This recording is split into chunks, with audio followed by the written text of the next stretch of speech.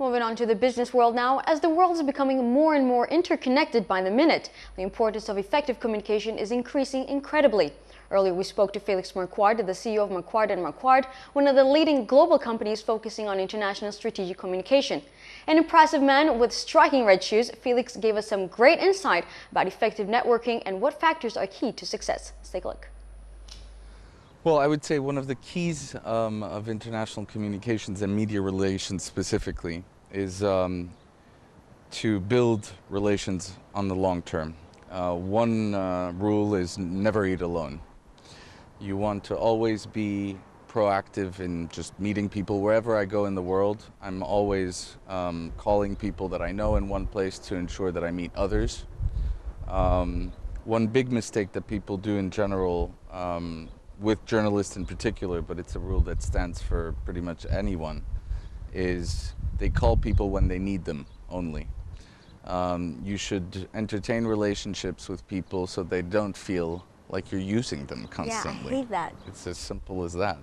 So one of the keys is really that, just building a relationship on the long term. When my clients sometimes ask me about the very hefty price that they pay for my intermediating, I explain to them, you're not paying for my organizing a lunch or making a phone call to a journalist or to a set of journalists.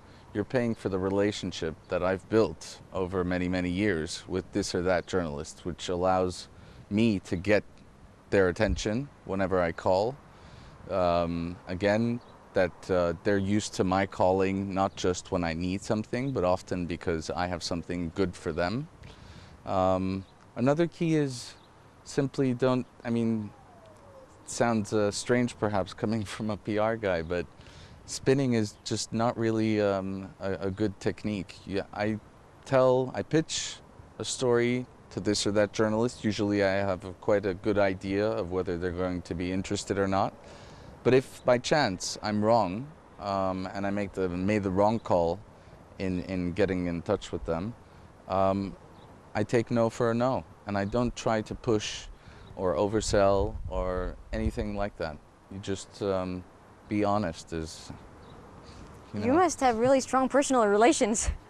Well, I try to, indeed. These are very good advice.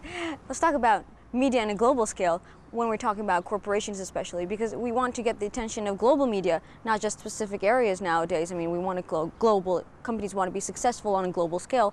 How do you get the attention of media globally?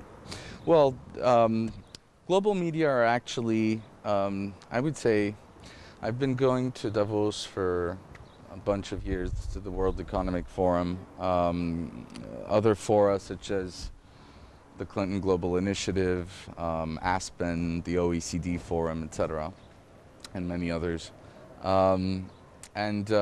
Global media are actually a bunch of people that, it's 300, 400 people in the world. And they switch from IHT to FT and back, and to the New Yorker, and to, for the lucky ones, to CNN and to BBC, etc. It's not a very large community. There's this cliche that's now really getting old of local. Media relations is it's a very local expertise.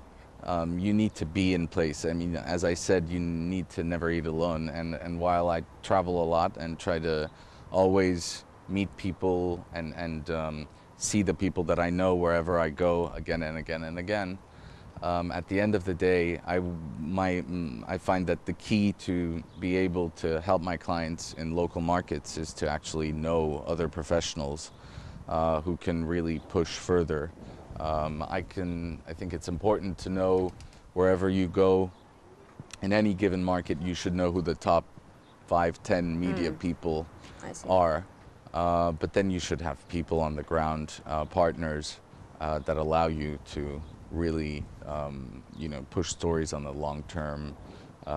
Again, you need to be on the ground to make a difference, really. Mm-hmm. And is it, of course, we can understand clearly why it's important to have a very strong PR working with you. But is it possible for, just companies to do this on their own? I think, I know amazing experts who work in-house. And I find that in agencies sometimes you have people who are so used to switching that they don't actually know the companies that they're pitching that well, and that's often not really a good idea. I mean, you need to really know your stuff. At the end of the day, while I think the mistake that communications people have often make is that they focus on form and not enough on content.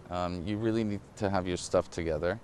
You really need to know what you're talking about, and that's I would say what allows you to make a difference. Yeah, I think people can really tell when you're talking just kind of vague and it's not clear. You don't give details. Yep. It's very at the same time, I think many in this business are so focused on developing this expertise that they choose one specific industry. So you know, pharma, PR people, media. The movie industry, fashion, and I think like to make a real difference in fashion, you need to indeed be really aware of all the specifics of that industry. My approach is really a sort of a cross-interest, a very eclectic approach. What I find is that what's interesting, and also this relates to sort of other things that I do that are not directly media relations, more gatherings and networking, and bringing very different people together. I find that the mix of very different perspectives, age groups, areas of expertise, cultural backgrounds is a real plus. And therefore, my company we're not, focused on one specific industry. There are some industries where we just know that it's far too specific for us to get into, and pharmaceuticals is one, again, fashion is another. But pretty much, we work with corporate individuals, governments, NGOs a lot, and they're very different. In their approach, they're very different in what they're expecting from us. They're very different in what they're striving for, and therefore it could be counterinstinctive to try to do all of them at once. I find that doing all of them allows me to bring an added value that others who are really focused on one industry can't bring. Mm-hmm. That does make sense. Now, when we're talking about global media, can you give us a comparison? Like, what gets the attention of the American media, for example, or European? Are there differences that you can see? I would say essentially that relates to culture. It's not very original to say so, but it's really about the way you speak to people. It's knowing what interests the French as opposed to the Americans. So can you give us an example? Like, what are there any differences that you see in the culture? Like, what interests the French and what interests the Americans, for example? It really depends on what specific industry again we're talking about. There's countries where intellectuals, for instance, play a very important role. Turkey is one, France is another. There is no such thing as public intellectuals in the US. It's just, there is no such thing. There's loads of intellectuals, but they're not public figures. I see. Noam Chomsky is not someone that, most people in the US know, have any clue about, whereas he's venerated literally in France. The other way around, you have in certain circles in the US, you have great admiration for some public figures who are intellectuals in France. And again, the American public at large has no clue. There's loads of examples of this. But I would say you really need to look at you need to know the country culture. And therefore the culture to know, to be Yeah, able I've to realized answer that. in Turkey we're just very, very emotional people. So you just like strike at the emotions of people and you get their attention. It's very interesting. So let's talk about networking for a little bit, because that's one of the main things that you do, and you give access to a lot of people that you've created a strong network for yourself. can you give us advice about what are the keys in doing successful networking? If we're going to like Davos, or you're at an important place where you see there are very important people that you want to meet, how would you go about doing some good networking? Well, you need to have I think, distinctive features. Again, some shine with, as I mentioned when we were talking earlier, some shine with their intelligence or their looks or whatever. I have to rely on my red shoes. I've been doing that in Davos for a while now, and it's proven to work. Really? It's as simple as that. If you look at many figures have some kind of a quirky little thing that's only about them. Susie Menkes in the fashion industry, the IHT's fashion editor, has this swing of hair over her head. So that's definitely one thing. Again, I would say that you get extra richness and added value from bringing very different people together. That's always been a sort of a leitmotif for me. I think, well, I launched my own little operation a year and a half ago called the Atlantic Dinners. And what we try to do is to bring very high-level people, the same way that Dr. Schwab does at the World Economic Forum. Try to bring people of high level, but more modestly, but try to bring people of a very high level together, but bring people of different horizons, different cultures, backgrounds, age groups. That's really important to me. And focus on trying to be more flexible than these big international forums. People, I think a lot of global leaders are suffering from summit fatigue. There's only that many. If most of my clients, if they went to every single invitation that they received, they would spend their entire life on the road. Right. So they need to be much more selective. And frankly, there's only 2 or 3 places that they can afford to be 3 or 4 days in a row. That's not specifically for a client or a business deal. That's not their headquarters. And so there's no more room for these big gatherings. So the Atlantic Dinners are an attempt to do on a one evening basis the same kind of gatherings on a smaller scale, and with not quite the level that we see at the World Economic Forum, but to try to bring in that same spirit people together, pretty much anywhere around the world, whenever is needed and whenever is appropriate, and around whatever theme is relevant. I just did the 10th edition of the dinners in Tbilisi, at the Presidential Palace, which was hosted by President Saakashvili. And we brought in bloggers and activists from all over the Arab world to try to share perspectives between people who had led a revolution 7 years ago and whatever lessons they had to give to people who had done a revolution 7 months ago. That is incredible. Very, very inspiring. And what did they have to say? Well, actually, the big lesson was that it takes a very different set of skills to bring things down, to tear things down, than to build things up. And therefore, you always have a sort of a hangover effect after these movements. And the Tunisians, I was just in Tunisia for 2 weeks, and you can feel that they're reeling. There were so many hopes brought about by the fall of Ben Ali and his ousting, that all these kids running around who had been used to shutting their mouths and who suddenly can speak thought that just the fact of speaking was going to change everything. Well, unfortunately, reality is a bit different, and it comes back to bite you. And so it was really interesting to see, again, the lessons that the Georgians had learned, reforming corruption in a massive scale. The head of the police in in Georgia is a 32-year-old woman Wow. who one day kicked out something like 40,000 cops. In Georgia, 6 years ago, Georgia was ranked by the World Bank 131st country to do business in. Today, it's number 11.